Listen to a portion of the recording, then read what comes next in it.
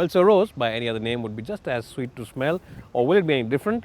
Well, you let me know in the comment section below, but that's exactly what this car is all about. Essentially, it's the Mahindra TUV300, which now has been rebadged, rebranded as the Bolero Neo. What's so new about this car, or what's so new about this car? Well, the front end now is completely different. You get a new grille, slightly modified headlamps, and of course you get these cheetah paws or cheetah grip in it, which comes also on the XUV700, or rather the 500. 700 isn't in the market at the moment. What you like about this car though is the fact that the chassis also is brand new. It's a new chassis underneath, which should give it better dynamic ability. From the side profile, you will notice that's a very compact design. It's under 4 meters in length, and also it's a very tall car, and it's a very boxy car. So that should mean that the interior space on this car should be quite good, but we'll jump into that in a minute. Let's just show you the front end of the car. Now, in terms of the overall design over here, you can see it's a squared out wheel arch, because this is a very boxy design overall. 15-inch wheels, and we haven't cleaned them because this car has done some off-roading. There's a rubber strip right across the front at the back, so it runs right through. And if you see the lower part again, you'll see that there is a running board over there, which means that getting in and out of this car should be a relatively breezy affair. There's not much apart from that on the side profile. It's a very boxy shape. This pillar over here is slightly inclined towards the backside, or the design is, slightly inclined.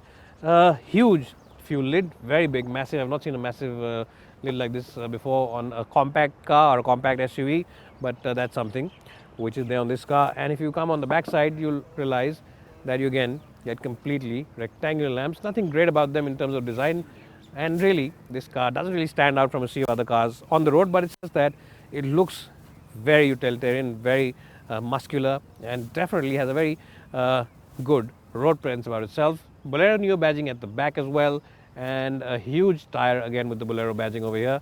So Mahindra of course doesn't want you to remember this as the TUV300, but now they want you to call it the Bolero Neo, or maybe a miniature version of the very popular Bolero SUV. Once you open up this door over here, you'll see nice and wide opening, so you can get in and out of these seats, and you get jump seats at the back. It's a 5+2 seater. I won't get inside these seats because they aren't really very comfortable. My head will brush amongst the roof over here, but I will show you of course once how uncomfortable these seats are, because you might say, well, I'm being biased against Mahindra or trying to build a case against them, but here I'm sitting over here. So if you're sitting upright, well, my head will have a new hairstyle by the end of the journey for sure, or maybe I'll have a headache in case this car goes over those badly patched roads and I bump around like this.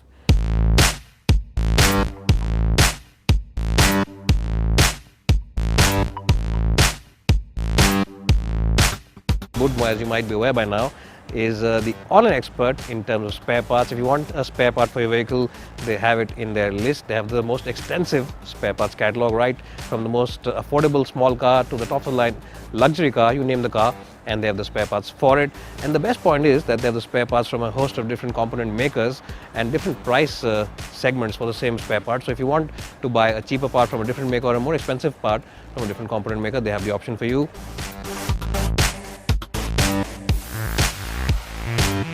Well, so I'm inside the cabin now of the Bolero Neo. Now the seats of this car, they're decent in terms of the cushioning, but they're a little flat, so you might want a little more contours on the corners. They don't feel like they'll grip you very well in case you decide to push it into corners, but that's quite okay, because you of course get these armrests, and you have that comfort of sitting and just drive on a highway like this, like the boss.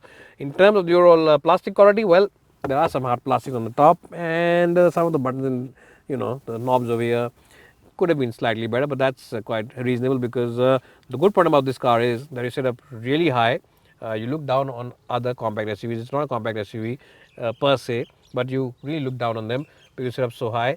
And you of course get cruise control, you get wireless charging for your mobile phone, but you don't get wireless charging for your mobile phone, but of course you get other controls over here, and you also get automatic climate control. And there's of course this wonderful touchscreen. The fonts and the menus and some menus could have been better, but it's decent to operate. The sound system is quite good. The only negative is that the power window buttons are over here in the middle, and this does feel like it is from a car which is 10 years old, and it should have been placed on the windows or the door pans like the other cars in this segment. Overall though, because you sit up so high, it's a wide and nice open cabin, it gives you a sense of positivity, and as I just said, it feels like a true macho and no nonsense SUV. Well, so I'm in the back seat now of the Mahindra Bolero Neo. Now, in terms of the outright knee room, it's not the best in the business, to be honest. Could have been better. The Nexon, the Vitara Brezza, and maybe some other cars in this segment have better space in the back. Even the Magnite offers you better place and space. So, in terms of knee room, well, not the best. Headroom, though, is much better than its other rivals. And if you're even 6 feet, you'll be more than sufficient in terms of the headroom over here. And now the seats themselves, though, are very, very comfortable. Very nice hob over here. A lot of place to rest your lanky legs. And even the backrest angle is quite good. And of course, if you decide to open up the armrest here, you can easily sit here like the boss and just ask your driver to drive the car whole day long without any issues whatsoever. Another negative is that you don't get AC vents, which other cars now in this segment are offering. But the floorboard is really flat, and this is generally a wide car at the back, which means that having 3 in the back should not be an issue in the least. Overall, some hits but some misses, and I think it is quite decent for the kind of pricing that this car has to offer.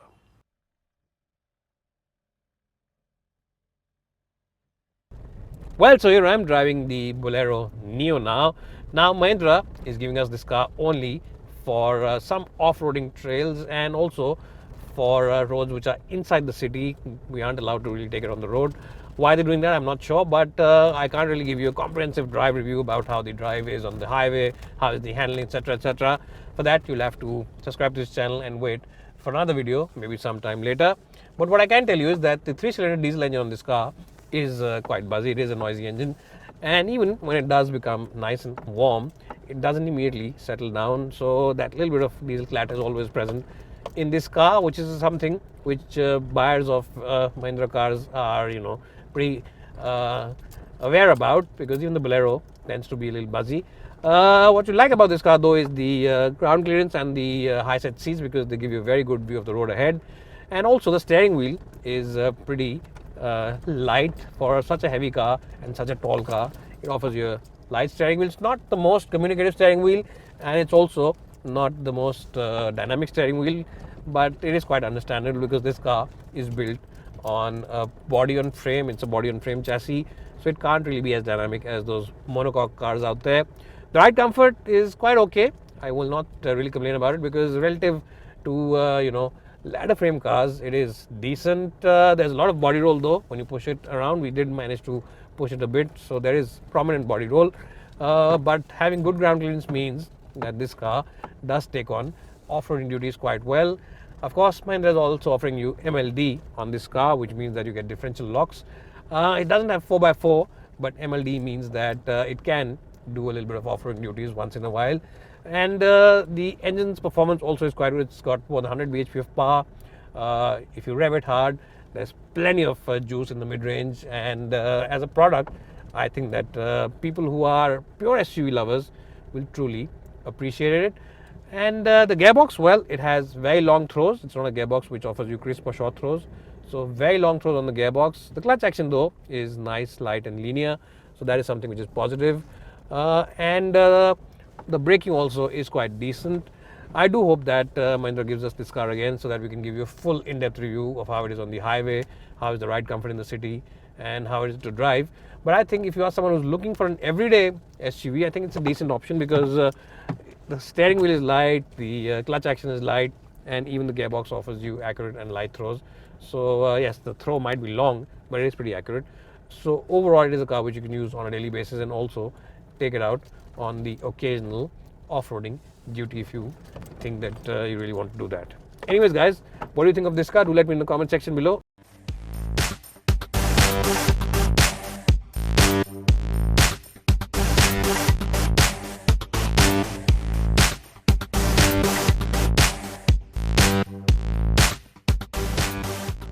All, if you're in the market for a compact SUV, but you want something different from the usual, you want the benefit of 2 extra seats, you want a car which offers you genuine off-roading capabilities, and you want a strong and no-nonsense package, then this is a car that you should definitely keep in your shortlist. Yes, it might not have that same sophistication, it might not have that same kind of features list that those other compact SUVs offer, but when it comes to pure off-roading, when it comes to pure utilitarian appeal, and when it comes to macho looks on the outside, this car definitely has some bragging rights of its own. It's bye for now. Thanks for watching.